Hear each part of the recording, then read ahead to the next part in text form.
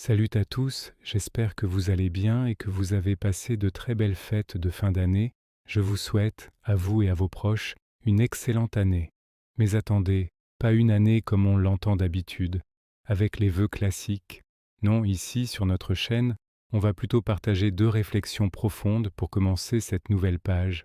La première, c'est celle-ci.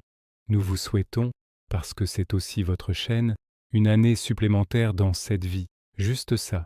Une année de plus. C'est un cadeau immense, parce que même si vous n'obtenez pas tout ce que vous désirez, même si les choses ne se passent pas comme prévu, souvenez-vous toujours de cette vérité simple mais puissante. Vous êtes encore là. Vous êtes en vie. Contrairement à tant d'autres qui, peut-être, nous quitteront cette année. Et même si la mort reste un grand mystère, un sujet fascinant qu'on explorera sûrement dans une autre vidéo, le simple fait d'être en vie aujourd'hui, c'est déjà détenir la possibilité de tout changer. C'est une page blanche, une nouvelle chance.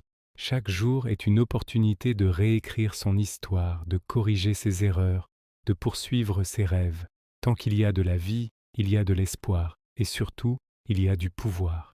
Le pouvoir d'agir, de penser, d'aimer, de grandir. C'est ça la vraie victoire. Maintenant, passons à la deuxième réflexion. Une question essentielle que je vous invite à vous poser. Pourquoi suis-je ici? Quelle est ma mission de vie? Une vidéo complète arrivera très prochainement sur ce thème passionnant, car il mérite qu'on s'y attarde longuement. Mais en attendant, gardez cette idée en tête.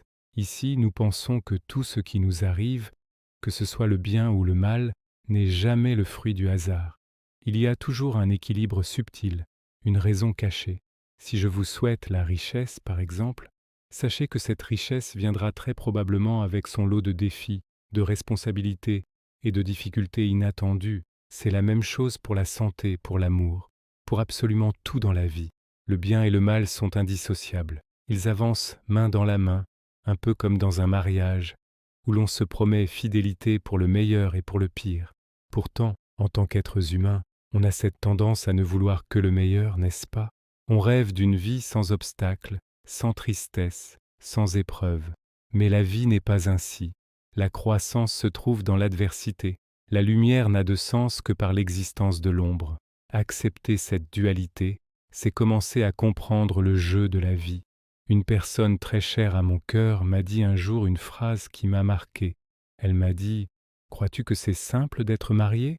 Crois-tu que c'est facile d'élever des enfants, de les voir grandir, avec toutes les joies et les peines que cela implique? » Et puis un jour, après des années de sacrifices et d'efforts, on dit simplement « c'est le fils de telle personne » ou « la fille d'un tel ». Cette phrase résume bien la complexité des choses.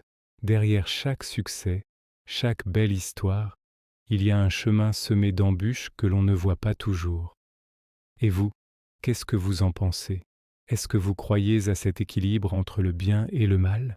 Partagez votre point de vue dans les commentaires. Votre avis nous intéresse énormément. N'oubliez pas de vous abonner, de partager cette vidéo si elle vous a parlé et d'activer la cloche des notifications.